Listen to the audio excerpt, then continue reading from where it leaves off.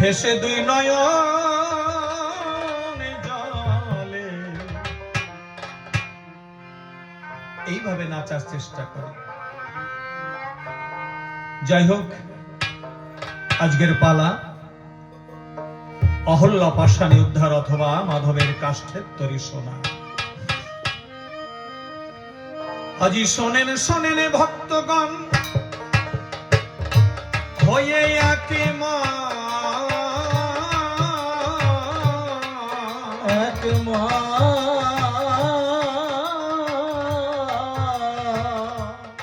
আদি কাণ্ডে পাষাণ উদ্ধার পালা অথবা মাধবের কাষ্ঠের তরি সোনা। আসরে আমি করিব বর্ণন, করিব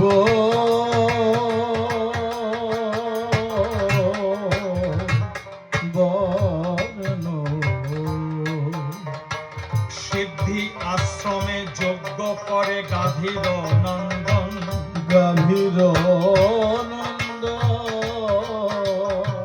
তাহাতে প্রমোদ করে দেখো যত দানবগণ, যত দানবগণ।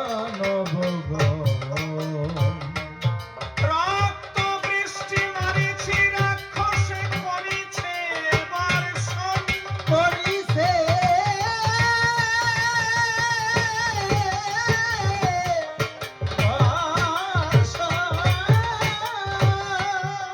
যজ্ঞ নষ্ট করে দেখো যত নিশাচরগণ, যত নিশাচর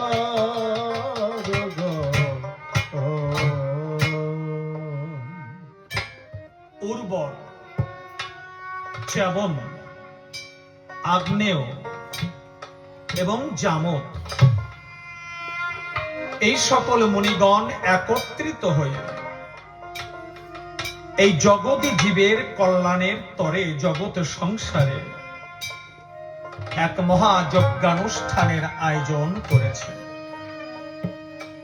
কিন্তু এই মুনিগণ যতবার ওই যজ্ঞে তাদের পূর্ণ আহুতি করতে যায় দান,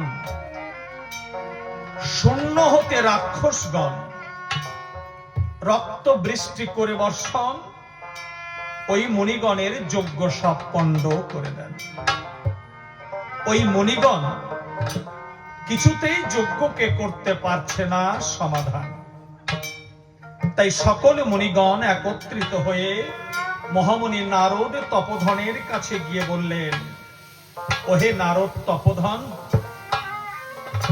তুমি এক্ষুনি যাত্রা করো সেই ব্রহ্মাদেবের সদন। ব্রহ্মাদেবের কাছ থেকে জেনে এসো যে কোন কর্ম করলে সাধন আমাদের যজ্ঞ পরিপূর্ণ হবে এখন।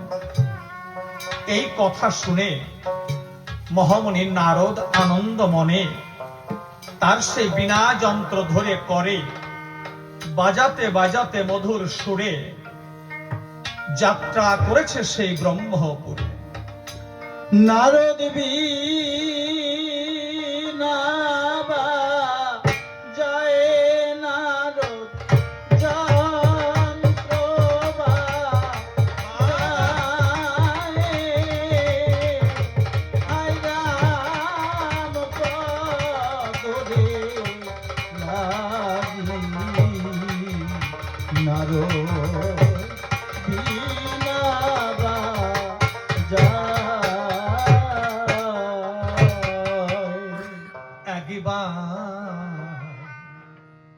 বাজো তো যত বিনা ওগো শুধুই রামের নাম, হায় রাম পদরে লাগি একবারে চলো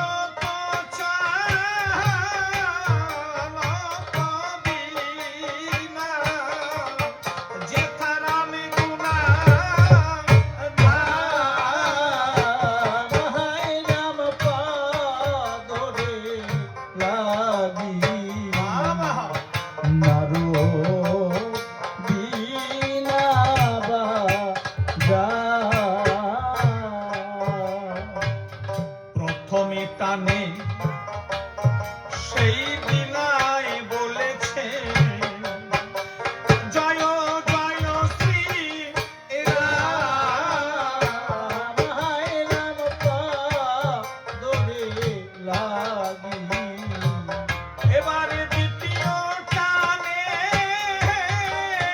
সেই বিনায় বলেছে দেখো শিব দুর্গার নাম। হায় রাম পাদরে লাগি। নারো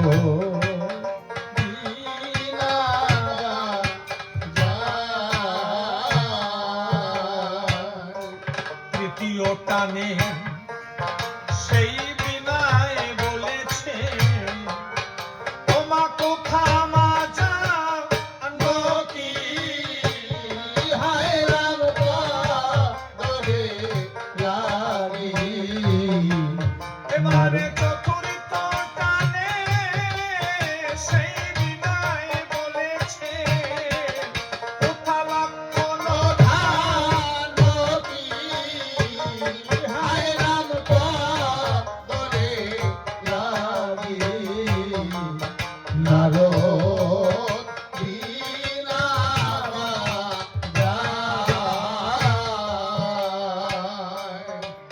মহামণি নারদ তার সে বিনা যন্ত্র ধরে বাজাতে বাজাতে মধুর সুরে উপনীত হয়েছে ব্রহ্মপুরে। ব্রহ্মাদেবে দেখতে পায় মহামণি নারদ এসেছে ব্রহ্মালয়। ওদেরকে ওখান থেকে সরাতে হবে, নিষেধ করলে শুনবে না। যার যার তার তার কাছে রাখো, কথা যেন না বলে। প্রথমে আমার এই ভাই একটা কথা বলেছিল, ওই কথাটাই বলেছে। ওরা দুইজন খেলা করছে আর তিনজন করছে না না এরকম করিস নি। তাহলে কয়জন হলো মোট? 5 জন হয়ে গেল, তাই না? ওই 5 জন না না করবে আর এই সবাই ওদের দিক তাকাবে, তাহলে সবাই ওদের দিক তাকিয়ে থাকবে না। এজন্য না হয়, সামালতে রেখো। তার কারণ মাগো কষ্ট পাবা না। আমি মাঝে মাঝে বলি দেখতে দেখতে দেখতে দেখতে 56 বৎসরে পা দিয়েছে। মা চলে যাবার সময় কিন্তু হয়ে গেছে মা, আর বেশি দেরি নেই। এই যে গান গাইছি হয়তো সকালে খবর পেতে পারেন যে পশুপতি চলে গেছে। এই জন্য সাধু সঙ্গে যত সময় আমরা থাকি তত সময় যেন আমাদের ধ্যান জ্ঞান আমার গোবিন্দের চরণে থাকে। হরি বল হরি বল। আজকে মহামণি নারদ যখনই ব্রহ্মপুরে উপনীত হয়েছে, ব্রহ্মাদেব দেখতে পায় মহামণি নারদ এসেছে ব্রহ্মালয়। তাই ব্রহ্মাদেব নারদ মুনিকে ডাক দিয়া কয়, ও বাবা নারদ, তুমি তো এই মাত্র চলে গেলে, আবার কেন এলে? মহামণি নারদ বললেন, পিতা আমি নিয়ে এসেছি একটা বারতা। বলে সেটা কি?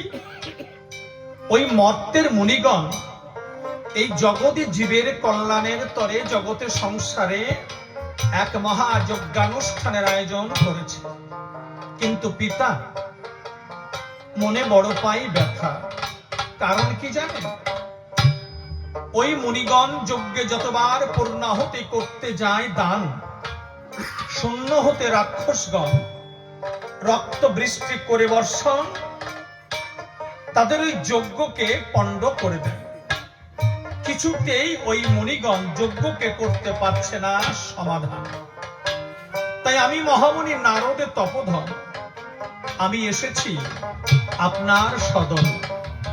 বলুন পিতা, কোন কর্ম করলে সাধন ওই মণিগণের যজ্ঞ পরিপূর্ণ হবে? এখন ব্রহ্মাদেব বলছে, নারদ তপোধন, তুমি ভালো কথা জিজ্ঞাসা করেছ মম সাধন।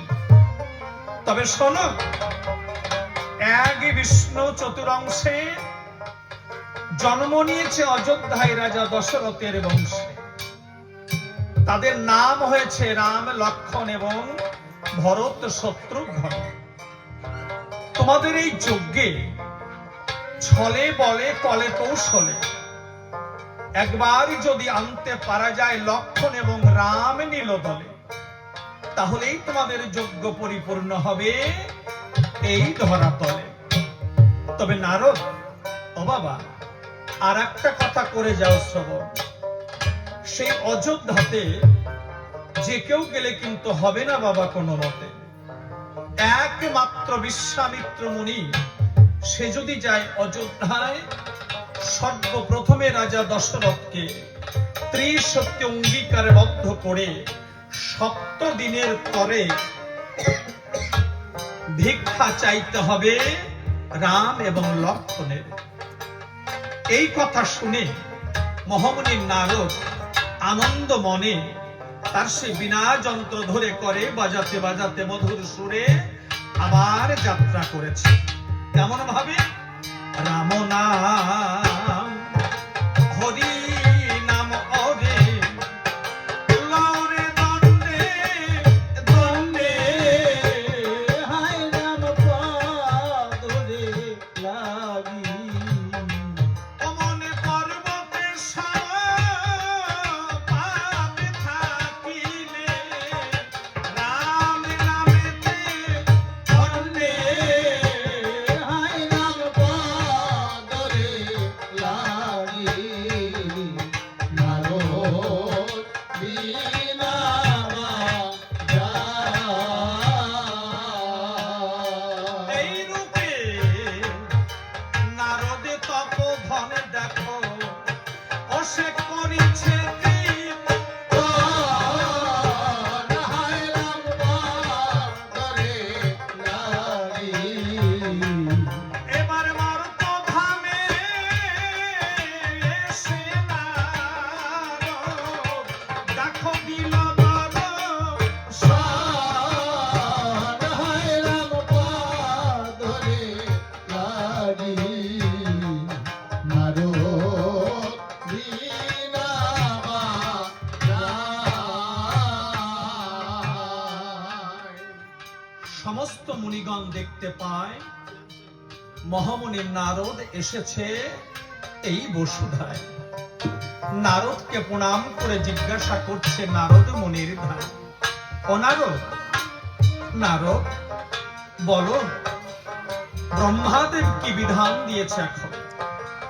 মহামুনি নারদ সেই একই বাক্য করলেন উচ্চারণ, বললেন শোনো মুনিগণ, একই বিষ্ণু চতুরংশে জন্ম নিয়েছে অযোধ্যায় রাজা দশরথের বংশ। তাদের নাম হয়েছে রাম লক্ষণ এবং ভরত শত্রুঘ্ন। তোমাদের এই যজ্ঞে ছলে বলে কলে কৌশলে একবার যদি আনতে পারা যায় লক্ষণ এবং রাম নীল দলে, তাহলেই তোমাদের যজ্ঞ পরিপূর্ণ হবে এই ধরাতলে। তবে মুনিগণ, আর একটা কথা তোমরা করে যাও শ্রবণ। সেই অযোধ্যাতে যে কেউ গেলে কিন্তু হবে না বাবা। একমাত্র বিশ্বামিত্র মুনি সে যদি যায় অযোধ্যায়, রাজা দশরথকে সর্বপ্রথমে ত্রিসত্য অঙ্গীকারে বদ্ধ করে 7 দিনের পরে ভিক্ষা চাইতে হবে রাম এবং লক্ষণের। এই কথা শুনে সমস্ত মুনিগণ আনন্দ অন্তরে বিশ্বামিত্র মুনির কাছে গিয়ে বললেন, ওহে মুনিবর, আপনি এক্ষুনি যাত্রা করুন সেই অযোধ্যা নগর। তাই সকল মুনিগণের অনুরোধে আজকে গাধীর নন্দন বিশ্বামিত্র মুনি অযোধ্যায় যাত্রা করেছে। গাধীর নন্দন বিশ্বামিত্র দেখো করিল গমন, অযোধ্যায় গিয়ে মুনিবর দিল দর্শন। রাজে সিংহাসনে বসে দেখে এসেছে গাধীর নন্দন, নয়ন জলে পাহাড়ে চরণে রাজা সেবিছে তখন। একবার কহ কহ কহ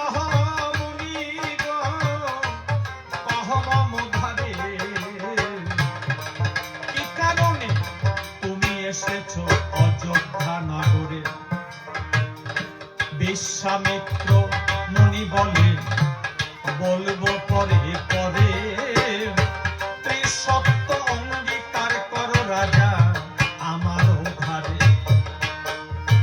বিশ্বামিত্র মুনি বললেন, দশরথ, আমি তোমার এই অযোধ্যা ভুবন কেন এসেছি, কি জন্য এসেছি, ও কথা শুনবে তুমি পরে।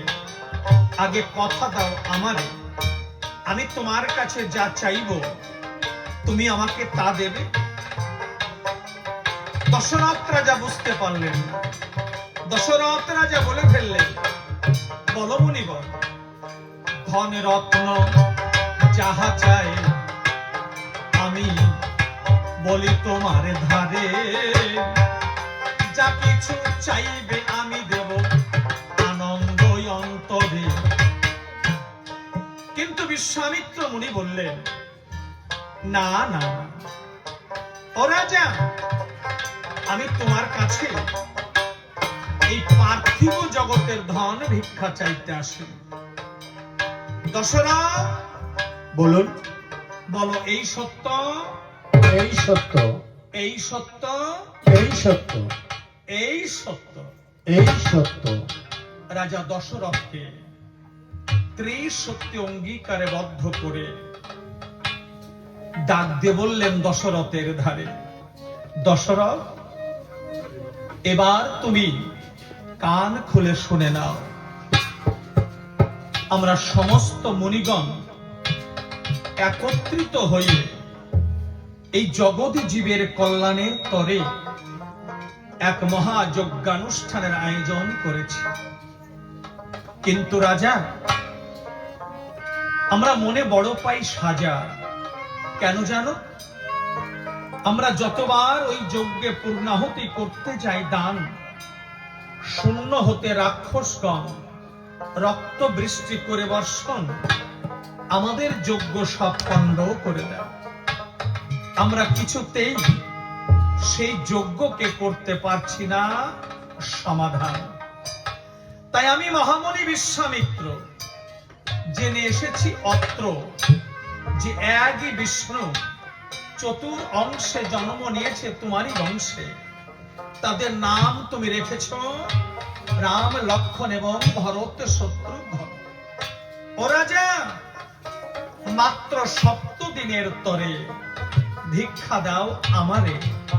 আমি তোমাকে কথা দিচ্ছি রাজা, 7 দিবস পূর্ণ হলে পরে আবার ফিরিয়ে দিয়ে যাব তোমার এই রাম লক্ষ্মণ 2টি পুত্র তোমার গোচরে।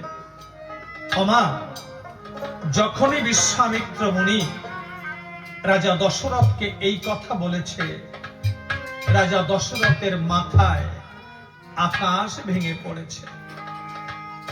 রাজা দশরথ আখিবাড়ি ছেড়ে দিয়ে মুনিবরের 2টো চরণ বক্ষে জড়িয়ে ধরে বললেন, না মুনিবর, না না না, কিছুতেই রাম লক্ষ্মণকে আমি তোমাকে ভিক্ষা দিতে পারবো না। তার কারণ রাম লক্ষ্মণ আমার জীবনের জীবন। এই রাম লক্ষ্মণকে ভিক্ষা দিয়ে আমি কেমন করে থাকবো, আমি কেমন করে থাকবো এই অযোধ্যা ভুবন? আমি পারবো না মুনিবর, আমি পারবো না।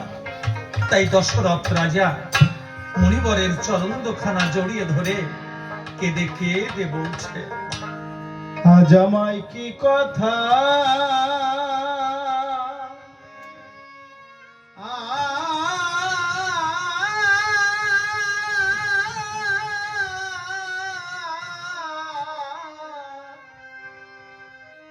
শোনালে,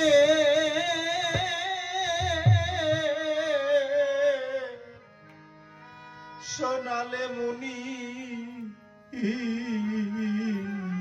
বাবা বাবা, ওরে যেতে নাহি দিব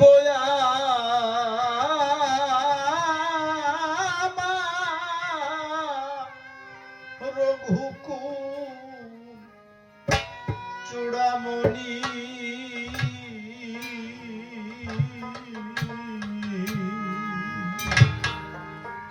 আজকে রাজা দশরথ মুনিবরের চরণখানা জড়িয়ে ধরে ভেসে দুই আঁখি নিরে বলছে, মুনি গো আরে আমায় কি কথা ওগো শোনালে মুনি,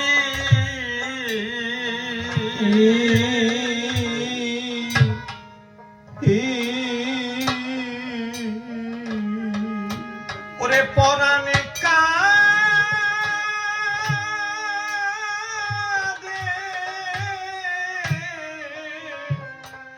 ওগো শুনি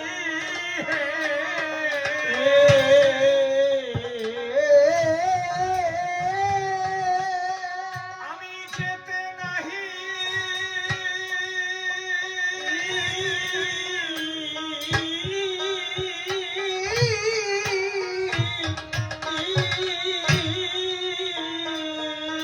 ওগো দিব দিব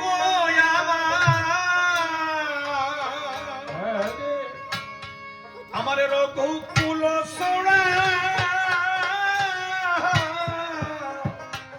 মরি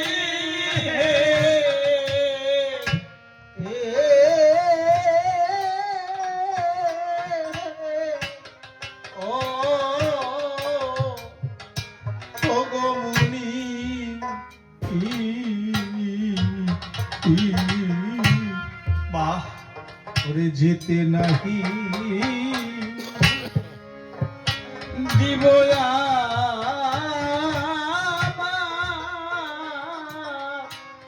রঘুকুল চূড়ামণি।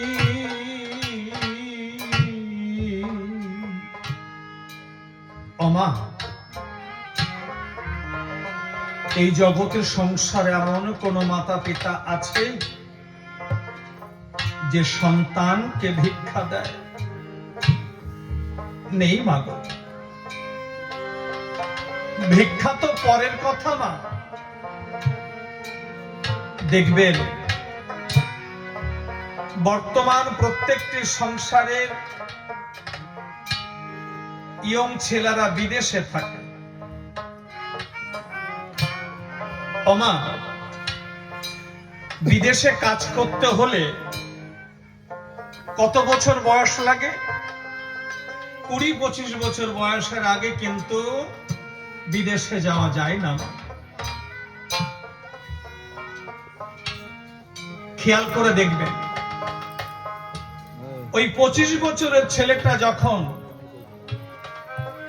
ঘর থেকে বেরোবে, দেখবেন তার হাতে একটা লাগেজ থাকে, ব্যাগ থাকে।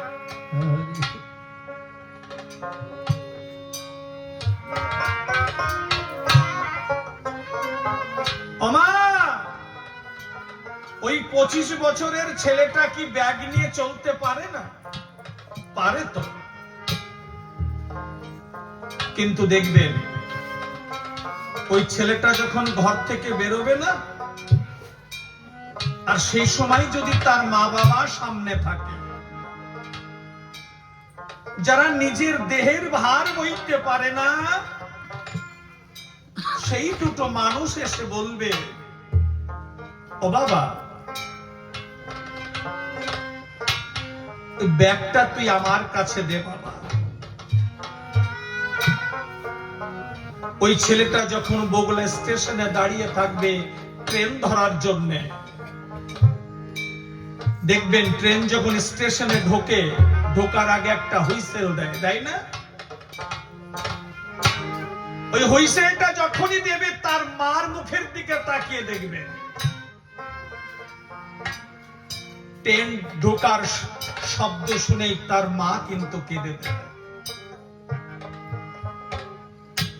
ওমা, ট্রেনটা স্টেশনে এসে দাঁড়ালো। ওই 25 বছরের ছেলেটা ওই ব্যাগটা নিয়ে সে একা একা গাড়িতে উঠতে পারে না? পারে তো। কিন্তু দেখবেন তার ওই বৃদ্ধ মাতা পিতা ছেলেটার হাত ধরে গাড়িতে তুলে দিচ্ছে। ছেলেটা যত সময় দরজার সামনে দাঁড়িয়ে থাকবে ওর মা বাবা ছেলেটার মুখের দিকে তাকিয়ে থাকবে। ট্রেনটা যখন ছেড়ে দেবে ওই মা বাবা বলবে, ও বাবা আমার জন্য তুই কোনো চিন্তা করিস না, সময় মতো দুটো খেয়ে নিস, আমরা ভালো থাকবো। ভগবান আমি পশুপতি কাকে ভাববো? যারা আমার চোখের জল মুছে দেয় না, যারা আমার দুঃখ বোঝে না, তাদেরকে আমি ভগবান বলবো? বলতে পারি না। দেখবেন এমনও সংসার আছে, ছেলে চলে গেছে, বাড়িতে পয়সা পাঠায় না, কিন্তু তথাপিও তার মা বাবা তাকে ফোন করে বলবে না যে বাবা আমাদের কষ্ট হচ্ছে, আমরা খেতে পাচ্ছি না। কারণ মা বাবা জানে যে জগতে সংসারে আমি যদি আমার ছেলেকে এই কথা বলি, আমার ছেলে কতটা কষ্ট পাবে জানি না, তার থেকে আমরা বেশি কষ্ট পাব। আমরা যদি একবার শুনতে পাই আমার ছেলে আমাদের জন্য চোখের জল ফেলছে। আজকে সেই মা, ও মা, সব কিছু শোধ করা যায় মা, কিন্তু সন্তান হিসাবে মা বাবার ঋণ কখনো শোধ করা যায় না। হরি বল, হরি বল।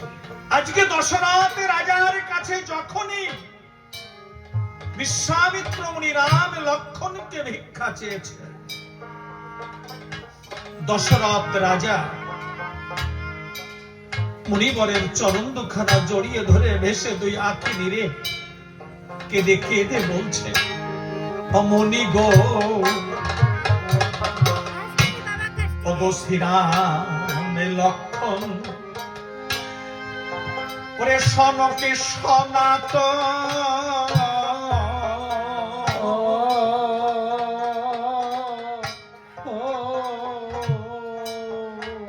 ওরে আমার জীবনে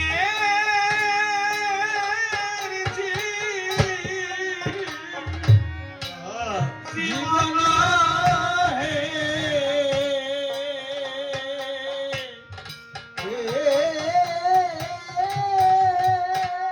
ওই শ্রীরামে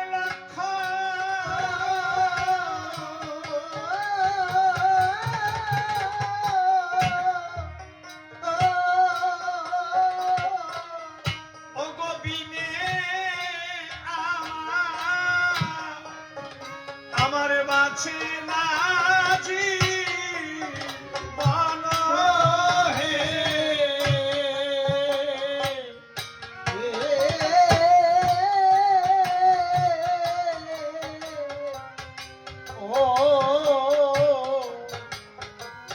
ও গো মুনি,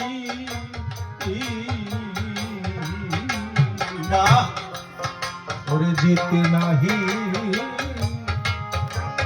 দিব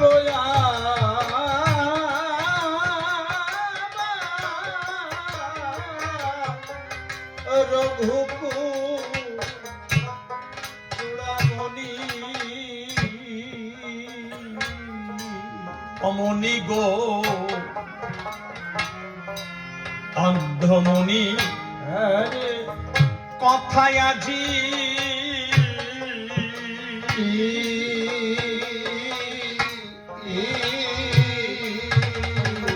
ওরে আজি দেখিবি তো মানা হে।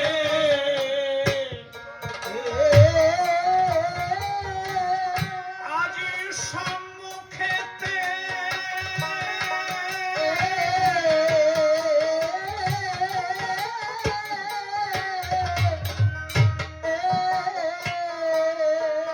আমি দেখি মুনিগণ, আমি দেখি যে এখনো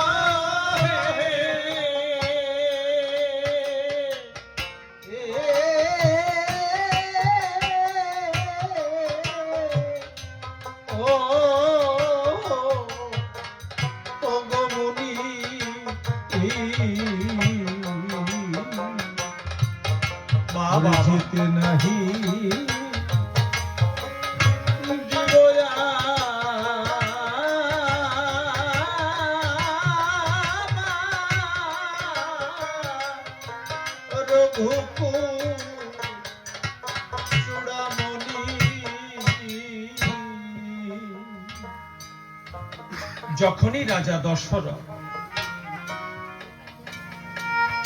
অন্ধমুনির কথা বলেছে, বিশ্বামিত্র বলছে, এ কি দশরথ, তোমার চোখে জল, তুমি কাঁদছো কেন?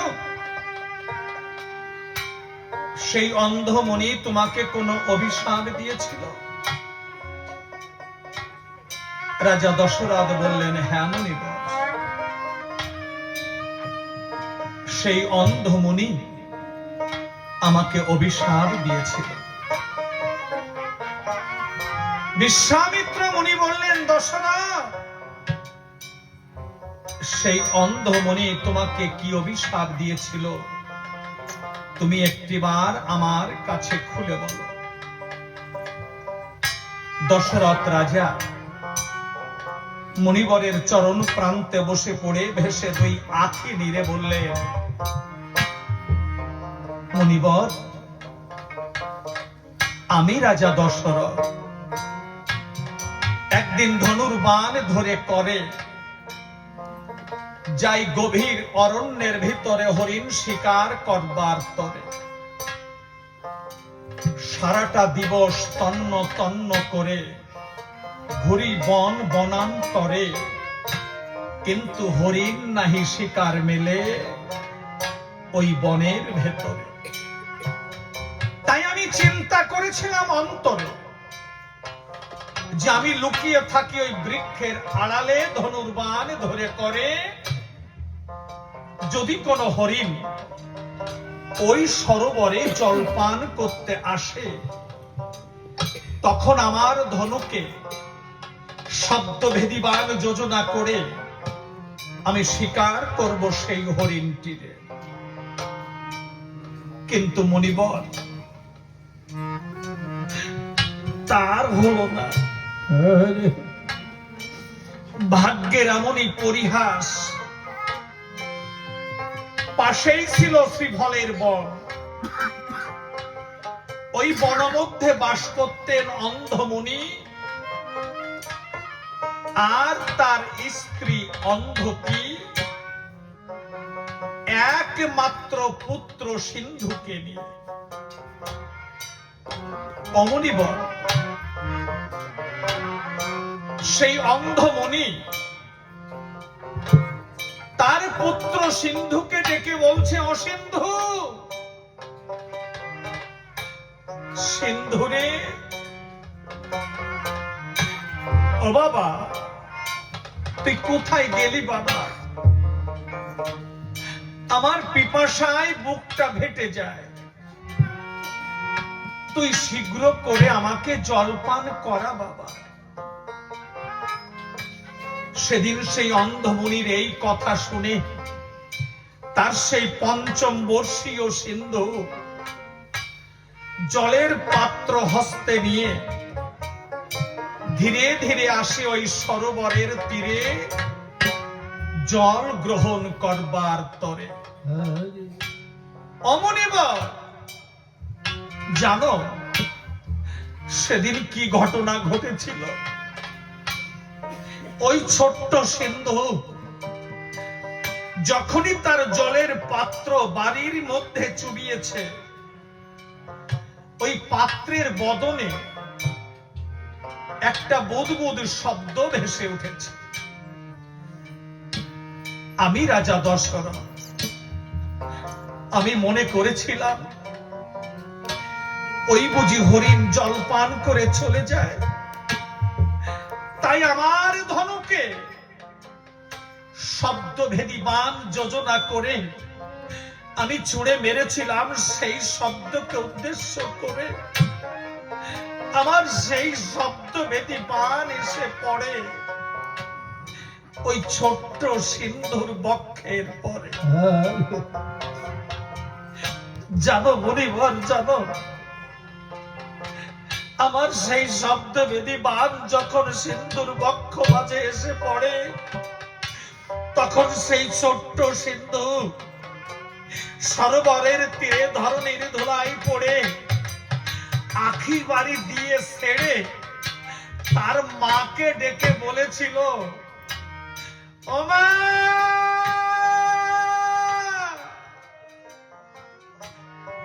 মা, তুমি আমাকে ক্ষমা করে দাও মা। ও মা, আমি এসেছিলাম আমার পিতার জন্য জল নিতে, আমার পিতাকে জল পান করানো হলো না মা, তুমি আমাকে ক্ষমা করে দাও। ও মা, এখানেই তো কষ্ট। আজকে 5 বছরের সিন্ধু কি ভাবছে? সিন্ধু ভাবছে আমি এসেছিলাম আমার পিতার জন্য জল নিতে, জল পান করানো হলো না, তাই তার মাকে ডেকে বলছে, মা গো, তুমি আমাকে ক্ষমা করে দিও। আমি এসেছিলাম আমার পিতার জন্য জল নিতে, জল পান করানো হলো না মা। যখনই ওই সিন্ধু তার মাকে মা বলে ডাক দিয়েছে, শ্রীফলের বনের মধ্যে তার মা, একটু ভাববেন, শ্রীফলের বনের মধ্যে তার মা সিন্ধুর পিতাকে ডেকে বলছে, ওগো, আজকে আমার বুকের মধ্যে এমন করছে কেন? আজকে আমার বুকের মধ্যে ঘুমন্ত মানুষটা আজকে সজাগ হয়ে ডেকে বলছে, ওরে সিন্ধুর মা, তোর সিন্ধু আর কোনোদিন তোকে মা বলে ডাকবে না। একবার গিয়ে দেখে আয় ওই সরোবরের তীরে ওর সিন্ধুর হাল কি হয়েছে, একবার গিয়ে দেখে আয়।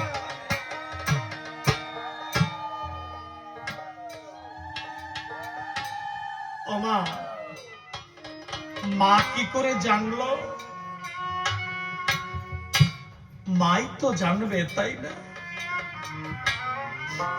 একটা পুরনো কথা আছে মা গো, বিদেশে বিপাকে যার পুত্র মারা যায়, পাড়া পড়শি না জানিতে জানে তার মা, মা ছাড়া কেউ জানে না মা গো। আজকে সেই মাহারা এই 5 অভাগা, দেখবেন আমি দেখতে পাচ্ছি সবার বিয়ে হয়ে গেছে। যখন শ্বশুর বাড়ির থেকে বাবার বাড়ি আসে, গ্রামের সবাইকে বলে আসে, ওরে, আমি না বাবার বাড়ি যাচ্ছি। কিন্তু মাগো, বাবার বাড়ি যখন আসে, বাবাকে কিন্তু মেয়েরা খোঁজে না, এসে খোঁজে কাকে? তার মাকে খোঁজে। যদি বাবার সঙ্গে তাদের দেখাও হয়, বাবাকে প্রণাম করে বলে, ও বাবা, মা গেছে কোথায়? আর মা যখন দেখতে পায়, দৌড়ে এসে তাদেরকে বক্ষে জড়িয়ে ধরে চোখের জল মুছিয়ে দিয়ে বলে, ও বাবা, তোদের মুখটা শুকিয়ে গেছে, তাড়াতাড়ি হাত মুখ ধুইয়ায় ভাত খেয়ে নে।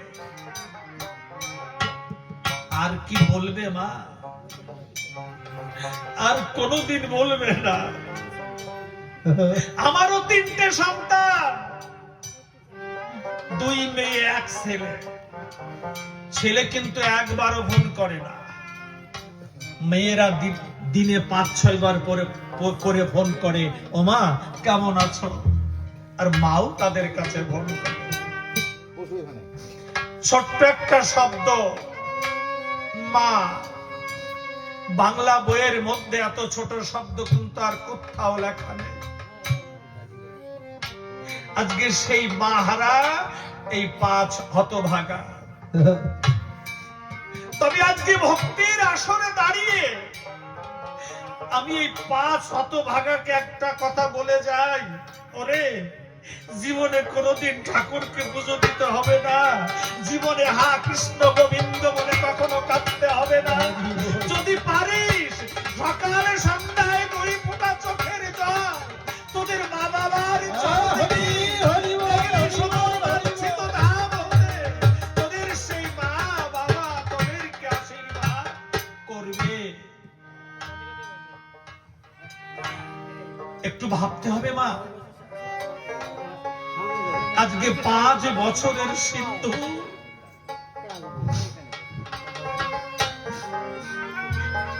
আজকে তার মাকে ডেকে বলছে, ও মা,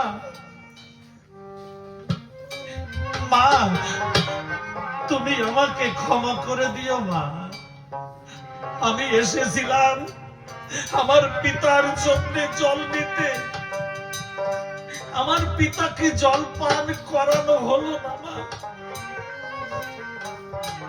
যখনই সিন্ধু তার মাকে মা বলে ডাক দিয়েছে, ওই শ্রীফলের মনের মধ্যে সিন্ধুর মা সিন্ধুর পিতাকে বলছে, ওগো আজ আমার বুকের মধ্যে এমন করছে কেন, আমার বুকটা এত ফাঁকা ফাঁকা লাগছে কেন, আমার মন বুকের মধ্যে ঘুমন্ত মানুষটা আমাকে দেখে বলছে, ওরে সিন্ধুর মা, তোর সিন্ধু আর কোনোদিন তোকে মা বলে ডাকবে না, একেবারে গিয়ে সরোবরের তীরে দেখে আয় তোর সিন্ধুর হাল কি হয়েছে। এদিকে সিন্ধু আখি বাড়ি ছেড়ে দিয়ে তার মাকে বলছে, মাগো তোমার এই সিন্ধু তোমার গলাটা জড়িয়ে ধরে আর কোনোদিন মা মা বলে ডাকতে পারবে না, তোমার এই ছোট্ট সিন্ধু চোখের জলে ভেসে ভেসে তোমার যুগল চরণে কখনো সেবা করতে পারবে না। ওমা আমার দেশে যাওয়ার সময় হয়েছে, ওমা আমি চলে যাচ্ছি মা, তবে যাবার আগে তোমার এই ছোট্ট সিন্ধু জানিয়ে যাচ্ছে তার শেষের প্রণাম। মাগো আমার মা,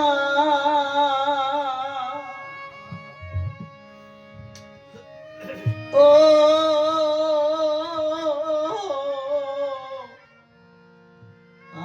আমার মা, আরে ও মা, প্রণাম রহিল তব পায়।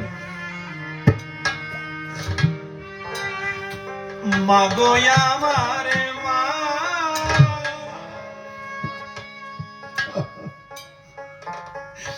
ও মা, ও মা, ও মা প্রণাম রহিল তব পায়। মাগো আমার মা,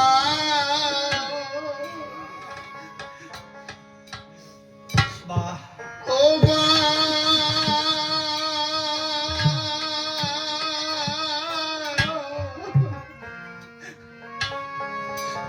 আমার মা, ও মা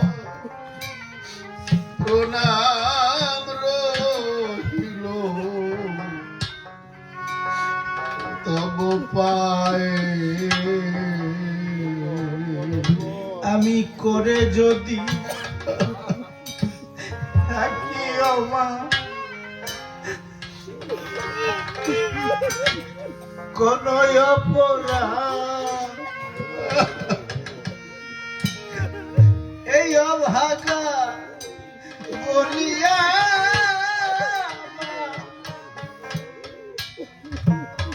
ও মা আমায় করো আশীর্বাদ। ও মা, আমি করে যদি থাকি ও মা, আমি কোন অপরাধ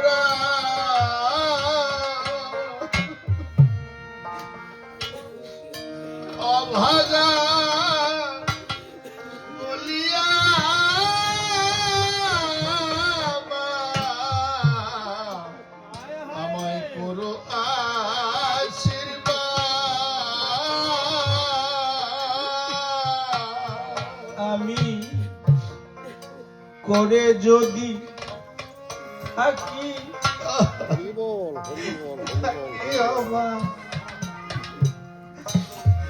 আমি কোন অপরাধ এই অভাগা বলিয়া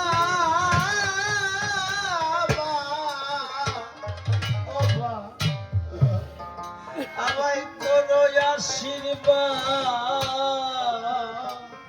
আমি করে যদি থাকি ও মা, আমি কোন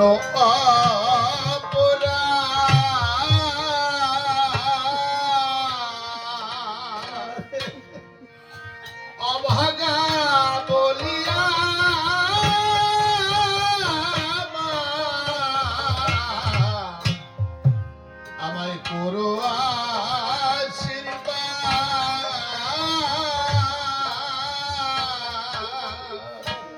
এই অভাগা চাহিলে ভগবান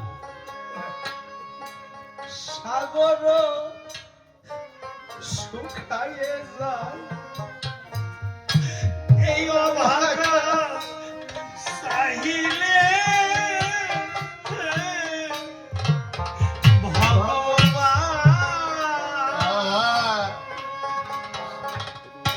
ওই সাগর শুকায়ে যায়। ও মা প্রণাম রহিল তব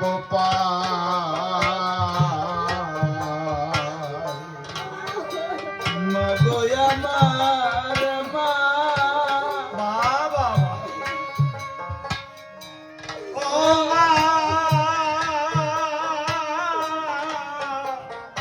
ও মা ও মা প্রণামে রহিল তব পায়। আমায় কে আনিল এইভাবে মা আমার কাছে দেখি নাই তোমার করবে মা আমি পেয়েছিলাম ঠাই আমায় কে আনিল এইভাবে মা, আমি তাকে দেখি নাই। তোমার গর্ভে মা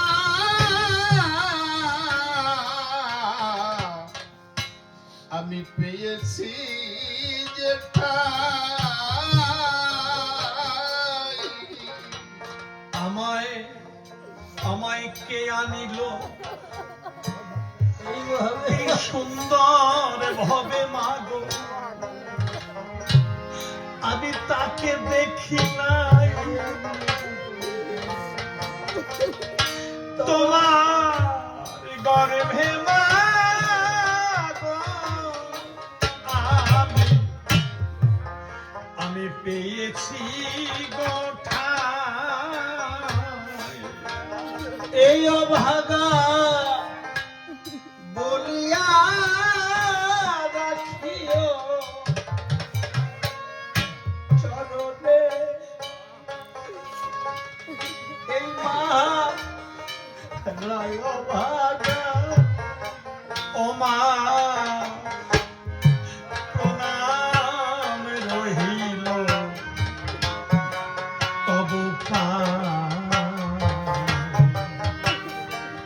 মাগো আমার মা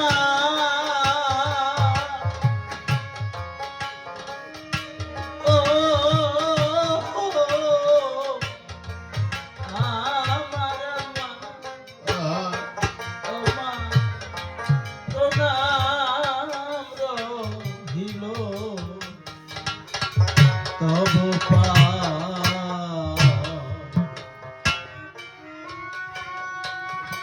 দশরথ রাজা ছুটে এসে দেখতে পায়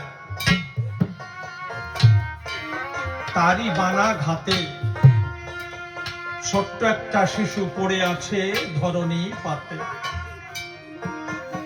ওই ছোট্ট শিশুকে বক্ষে জড়িয়ে ধরে বলছে, ও বাবা, তোর নাম কি বাবা? তোর বাড়ি বা কোথায়? ওই ছোট্ট সিন্ধু বলেছিল, রাজা,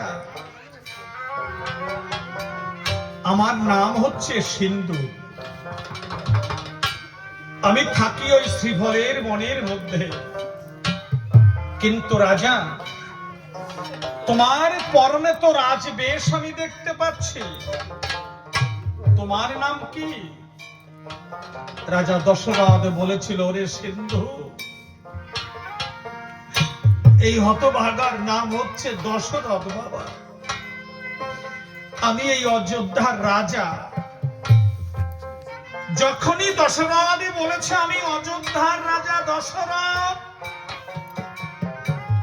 ওই সিন্ধু দশরথ রাজার চরণখানা বক্ষে জড়িয়ে ধরে বলছে, ও তুমি আমাদের দেশের রাজা? ও রাজা, তুমি কি বলতে পারো রাজা, আমার এই ছোট্ট বক্ষ মাঝে এমন কঠিন ভাবে কে বানাঘাত করেছে, তুমি বলতে পারো? দশরথ রাজা সিন্ধুর এই বেদন মাখা কথা শুনে সিন্ধুকে বক্ষে জড়িয়ে ধরে বলছে, ওরে সিন্ধু, তুই আমাকে ক্ষমা করে দে বাবা, আমি বুঝতে পারিনি, আমি মনে করেছিলাম হরিণী বুঝি জলপান করে চলে যায়, তাই আমার ধনুকে শব্দ ভেদিবান যোজনা করে আমি ছুড়ে মেরেছিলাম সেই শব্দকে উদ্দেশ্য করে। ও সিন্ধু, আমার সেই শব্দ ভেদিবান এসে পড়ে তোর এই ছোট্ট বক্ষের পরে, তুই আমাকে ক্ষমা করে দে বাবা। ওমা, সেদিন সেই ছোট্ট সিন্ধু, পঞ্চম বর্ষীয় সিন্ধু রাজা দশরথকে কি বলেছিল জানো? বলেছিল, রাজা, আজকে তুমি অযোধ্যার রাজা হয়ে আজকে ছোট্ট বালকের কাছে তুমি ক্ষমা ভিক্ষা চাইছো, যাও রাজা যাও, আমি তোমাকে ক্ষমা করে দেব। কিন্তু রাজা, আমি তো তোমাকে ক্ষমা করলাম, জানো রাজা, জানো ওই শ্রীভলের বনের মধ্যে আমার অন্ধ মাতা পিতা জল পিপাসায় বড় কাতর হয়ে পড়েছে, আমি তাদের একমাত্র পুত্র সিন্ধু, আমি এসেছিলাম সরোবরে আমার অন্ধ মাতা পিতার জন্য জল নিতে। কিন্তু রাজা, তুমি কি বলতে পারো রাজা, আমার সেই অন্ধ মাতা পিতাকে আমি কেমন করে জল পান করাবো? দশরথ রাজা বলেছিল, ওরে সিন্ধু, ও বাবা, এই জলের পাত্র তুই আমার হস্তে তুলে দে, আমি তো একটু পরে দেশে যাব, রাজসভায় ফিরে যাব, যাবার পথে শ্রীভলের বনের মধ্যে তোর অন্ধ মাতা পিতাকে আমি জলপান করিয়ে যাব। সেদিন সেই ছোট্ট সিন্ধু বেদনা ভরে সেই জলের পাত্র তুলে দিলেন রাজা দশরথের করে। দশরথের করে জলের পাত্র তুলে দিয়ে দশরথের সম্মুখ পরে শেষ নিঃশ্বাস ত্যাগ করে। দশরথ রাজা ওই ছোট্ট সিন্ধুকে স্কন্ধে করে বাড়ির পাত্র হস্তে ধরে যখন গেছে ধীরে ধীরে ওই শ্রীভলের বনের ভেতরে, যখনই দশরথ রাজার চরণ যুগল পড়েছে শুকনো পাতার পরে, একটা ধ্বনি হয়েছে। ওই ধ্বনি যখন বাতাসে ভেসে অন্ধমণির কর্ণে গেছে, অন্ধমণি আর স্ত্রী অন্ধকিকে ডেকে বলছে, ওরে অন্ধকি, ওই শোন, আমার সিন্ধু আসছে, আমি আকণ্ঠপূরক জল পান করতে পারব। কিন্তু মাগো, সেদিন সিন্ধুর মা সিন্ধুর পিতাকে কি বলেছিল জানো? সিন্ধুর মা বলেছিল, ওগো না না না না, তুমি যার চরণের ধ্বনি শুনতে পাচ্ছ, ওই চরণের ধ্বনি আমার সিন্ধুর হতে পারে না। কেন জানো? আমি যে সিন্ধুর মা, যে সিন্ধুকে আমি 10 মাস 10 দিন গর্ভে ধরেছি, যে সিন্ধুকে আমার এই বক্ষ সুধা দিয়ে জগতে সংসারে বড় করে তুলেছি, ওই চরণের ধ্বনি আমার সিন্ধুর হতে পারে না। ওই চরণের ধ্বনি অন্য কারো চরণের ধ্বনি আমার সিন্ধুর হতে পারে না।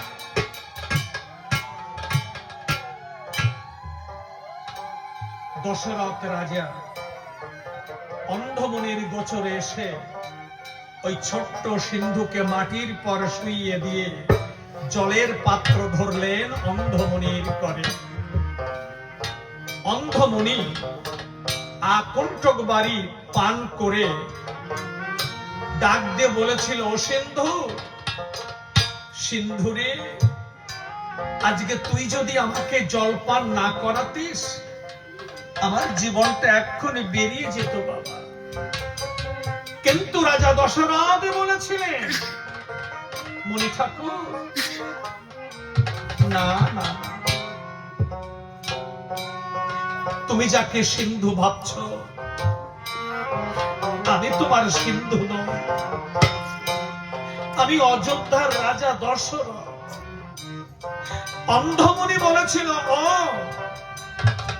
তুমি অযোধ্যার রাজা দশরথ, আমাদের রাজা, ও রাজা, জানো রাজা, জানো, আমার সেই ছোট্ট সিন্ধু গভীর নিশীতে গেছে সরোবরে জল আনতে, কিন্তু আমার মন বলছে রজনী প্রভাত হতে চলেছে, কিন্তু আমার সিন্ধু তো আমার কাছে ফিরে এলো না। তা তুমি কি বলতে পারো আমার সিন্ধু কোথায় গেছে? রাজার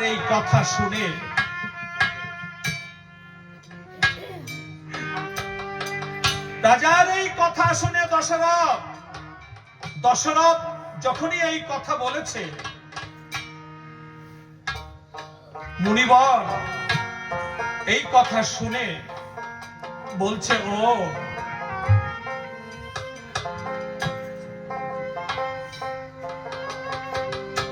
ও দশরথ, তোমার সিন্ধু আর কখনো তোমার কাছে ফিরে আসবে না।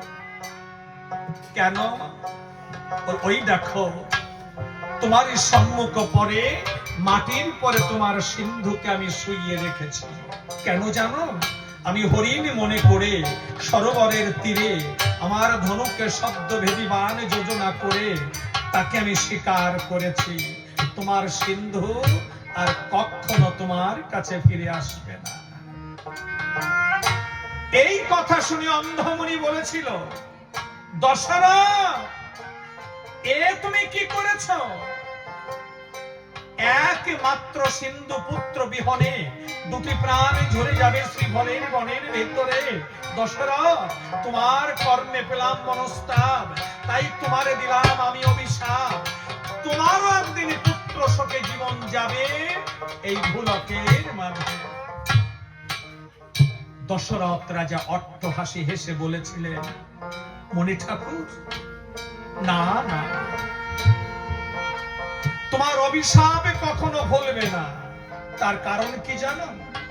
আমি অপুত্র, আমার কোন পুত্র সন্তান নেই। মুনি অন্ধমনি বলেছিল, ও তুমি অপুত্র, তোমার কোন পুত্র সন্তান নেই। তবে শোনো রাজা, শোনো, এই অন্ধমনির কথা হবে না আর।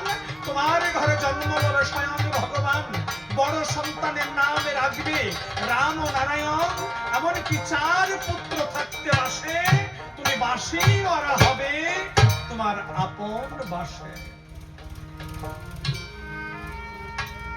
অভিশাপ দিয়ে দিলেন। ওমা, এত সময় ধরে এই কথাগুলো কে কাকে বলছে? দশরথ রাজা বিশ্বামিত্র মুনিকে বললেন।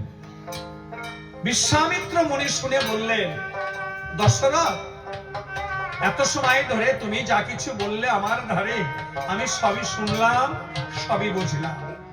তবে ভেবে দেখো, তুমি আমাকে কথা দিয়েছো, আমি তোমার কাছে যা চাইবো তুমি আমাকে তাই দেবে। তা তুমি কি তোমার কথার মানে রাখবে, না এই বিশ্বামিত্র মুনি তোমার এই অযোধ্যা ভুবন পরিত্যাগ করে আমি ফিরে যাব সেই সিদ্ধি আসছে? রাজা দশরথ বললেন, মুনি ঠাকুর, ক্ষমা করো মোরে। এই রঘুবংশ কথা দিয়ে কখনো কথা খেলাপ করে না। তুমি একটুখানি অপেক্ষা করো, আমি অন্তঃপুরে গিয়ে রানীগণের সঙ্গে দেখা করে আসি। রাজা দশরথ কি বললেন, যে তুমি একটুখানি দাঁড়াও, আমি অন্তঃপুরে গিয়ে রানীগণের সঙ্গে দেখা করে আসি। দশরথ কিন্তু কথা বললেন না যে আমি রানীর সঙ্গে দেখা করে আসি, রানীগণের সঙ্গে দেখা করে আসি। ওমা, গণের যখন বলেছে, তাহলে তো দশরথ রাজার অনেকগুলো স্ত্রী, তাই না? এইবার বলো, দশরথ রাজার কতগুলো স্ত্রী? বলো মা গো, তোমরা চিন্তা ভাবনা করে বলো, আমি একটু জল খেয়ে নিই।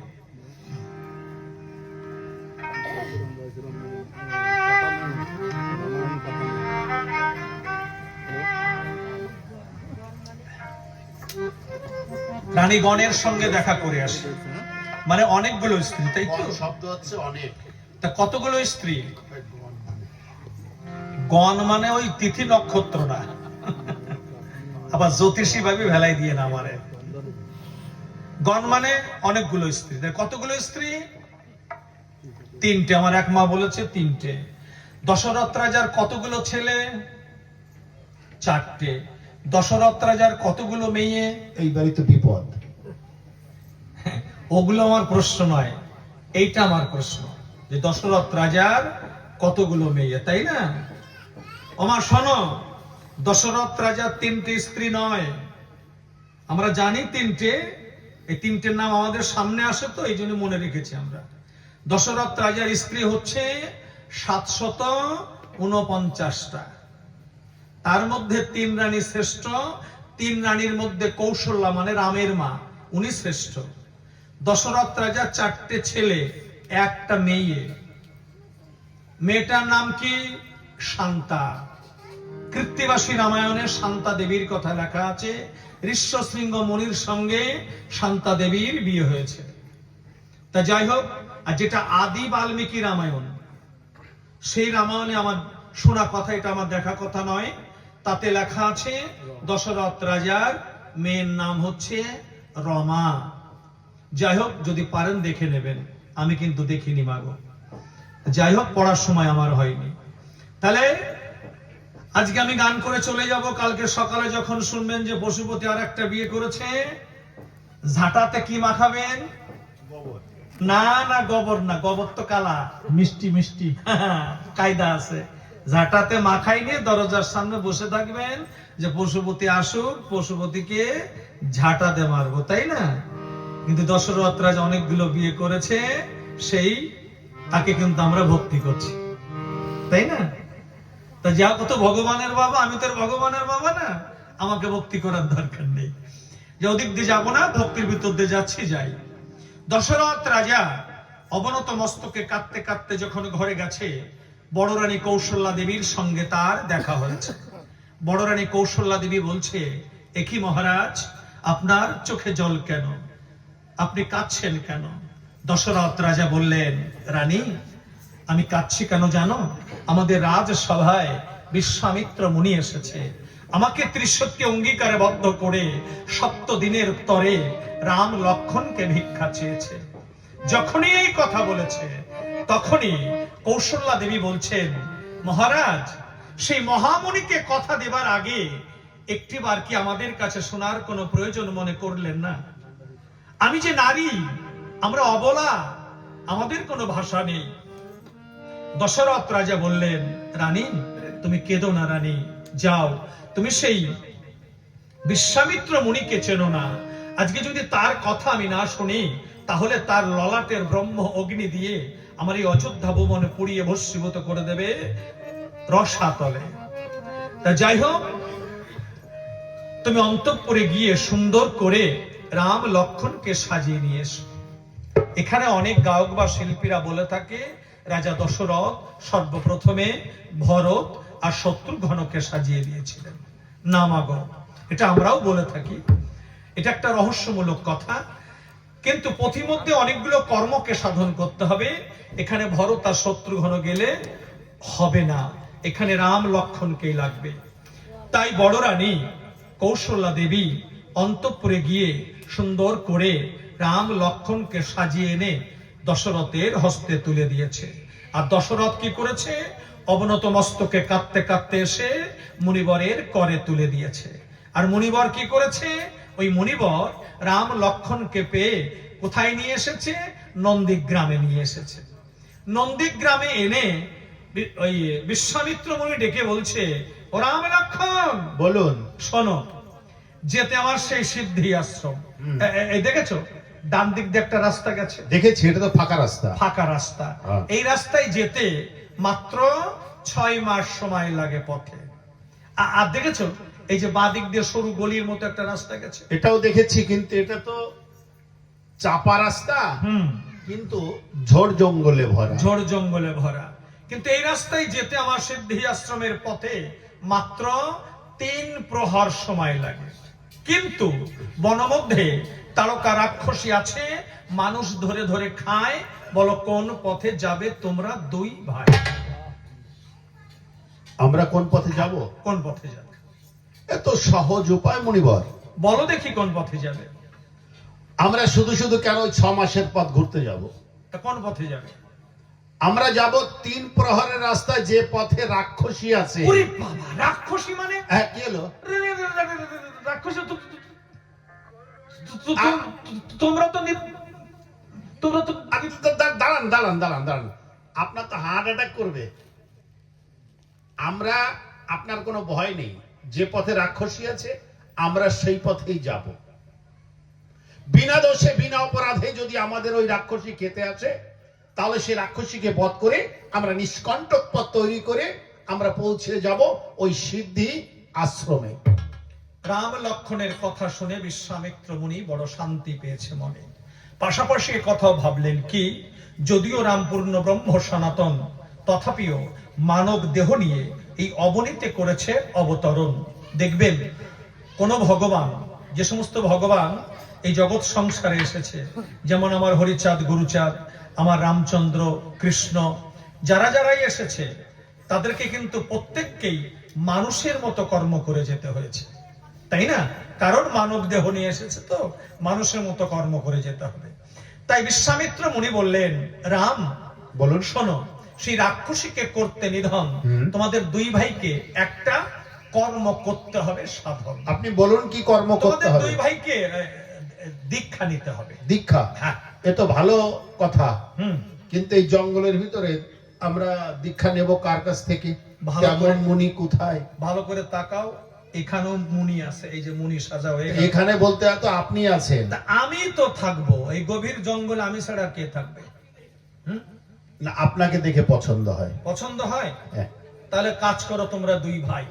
ওই দেখো অদূরে সরুজ নদী বয়ে যাচ্ছে, কলকল টানে, ওখান থেকে স্নান করে তরা করে আসো মম সন্নিধান। বেশ, আপনি বসুন, আমরা আসছি। রাম লক্ষ্মণ স্নান করে এসেছে।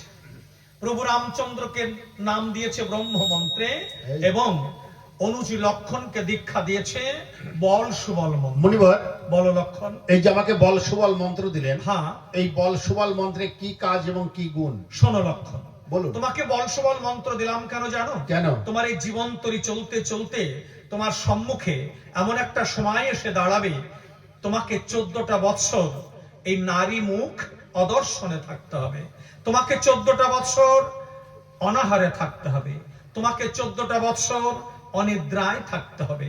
সেদিন এই বল সুবল মন্ত্রে এই কাজগুলো তোমাকে বুঝে দেবে। কিন্তু এটা কি আমার পক্ষে সম্ভব হবে? অবশ্যই সম্ভব হবে, যদি তোমাদের দুই ভাইয়ের গুরু পদে ভক্তি থাকে। বেশ, আপনি আমাদের দুই ভাইকে আশীর্বাদ করুন, আমাদের পক্ষে যেন এই কঠিন সংগ্রামে আমরা যেন জয় হতে পারি। শোনো রাম লক্ষণ, হ্যাঁ বলুন। তোমাদের পিতার কাছ থেকে যখন আমি চেয়ে নিয়ে আসি, হ্যাঁ, তখন তোমরা দু ভাই আমাকে কি বলে ডাকতে? কেন দাদু ভাই? দাদু ভাই। এখন তোমাদের দুই ভাইকে কর্ণে আমি নাম দিয়েছি, সম্পর্কে কি হয়েছে? আপনি আমাদের দীক্ষা গুরু হয়েছেন। ভালো কথা। আমাদের ভক্তিপূর্ণ প্রণাম নেবেন গুরুদেব। বাবা, ভাই লক্ষণ, প্রণাম করো। প্রণাম করেছি। দেখি হাত ফাঁকা করো। ভাই লক্ষণ, হাত ফাঁকা করো। করেছি। এই যে দেখুন, হাতের মধ্যে তো কিছু নাই। দাদার আদেশ পালন করতে হয় না? হাতে তো ভক্তি থাকবে। ভক্তি থাকে। হ্যাঁ, ওমা, আমি যদি বলি হাতে ভক্তি থাকে, আমার একটু দেখাও, দেখাতে পারবে? ভক্তি কখনো দেখানো যায়? যা দেখানো যায় না, যা দেখা যায় না, তা কখনো সত্য নয়। অনুভব করা যায়। অনুভব করলে হবে না। হবে না? এখন এই যে আমার মা, কোথা থেকে এসছো মা? তুমি চশমা চোখে বলছি, কোথা থেকে এসছো? এখানে কোথা এইটাই থেকে এসছো? পাড়ারই। পাশের বাড়ির থেকে। তা আমার মা মনে করে একজন বৈষ্ণব মানুষ, বৈষ্ণবী, বাড়িতে গোবিন্দ মন্দির আছে, বড় গোবিন্দ মন্দির, তিলক কেটেছে, গলায় জপের মালা আছে। তা কালকে সকালে যখন, ওমা তোমার বুকের মধ্যে টর্চ লাইট জ্বলতিছে, কায়দা আছে। হ্যাঁ, যা জ্বালাবা তা না জ্বালাইয়ে টর্চ লাইট জ্বালাইছে। তা যাই হোক, আমার মা কালকে যখন ট্রেন ধরে কলকাতায় যাবে, তা এমন সময় যদি টিটি এসে বলে, ওমা টিকিট দাও আমারে, আমার মা যদি বলে, বাবারে দেখতে পাচ্ছিস না আমি একজন কৃষ্ণ ভক্ত, আমার গলায় জপের মালা আছে, কপালে তিলক সেবা করেছি, নাম জপ করছি, তা আমি যখন আসি তখন মনে মনে ভাবলাম তুই তো আমারে ধরবি নি, তোর জন্য একটু ভক্তি নিয়ে আসি। তাই গোবিন্দ মন্দিরে বসে পড়িয়ে আসলে করিয়ে বান্ধিয়ে তোর জন্য ভক্তি বান্ধিয়ে নিয়ে আসি, তুই বাবা ভক্তি নিয়ে যা। টিটিরে যদি এই কথা কয়, টিটি ছাড়বে না? Double fine, double fine. ওমা টিটি ছাড়বে? ছাড়বে না। হ্যাঁ, টিটির পয়সার দরকার না, তোমারও পয়সার দরকার। এখানে একটু পরে আমু তালা নেবে রোমানি, আমারও পয়সার দরকার। ওটা দেখা যাবে, ওটা সত্য হবে। যা দেখা যায় না কখনো সত্য নয়, অনুভূতিতে আসে। অনুভূতি সত্য হতেও পারে, নাও পারে। বুঝা গেল? আচ্ছা, যাই হোক, এইবার ও রাম লক্ষণ, হ্যাঁ, দীক্ষা নিলে পরে গুরু দক্ষিণা দিতে হয়, এই ধরা পড়ে। এ কথা কি জানা নাই তোমাদের কোনো কালে? জানি তো, এ কালে ও কালে সব কালেই জানি, কিন্তু এই জঙ্গলের ভিতরে আপনাকে দেব কোন জায়গা থেকে? ও, এই কথা ভাবছো? তো ভালো করে তাকিয়ে দেখো, আমার এই গভীর জঙ্গলের ভিতরে কত মুনি ঋষিগণ বাস করছে আনন্দ অন্তরে। তোমরা দুভাই যদি যাও তাহাদিগের ধারে, কেউ বই মুখ করবে না তোমাদের দুই ভাইয়ের। আপনি বসুন, আমরা দুই ভাই আসছি। যাই হোক মা, সেই পৌরাণিক প্রথা হিসাবে রামায়ণ গানের মধ্যে মাধুকুরী মানে ভিক্ষা প্রথাটা এখনো চালু রয়েছে।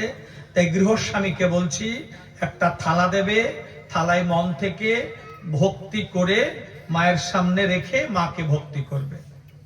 আর অনেক সময় ধরে আমার মায়েরা বাবারা গান শুনছে, এখন একটু ওই চা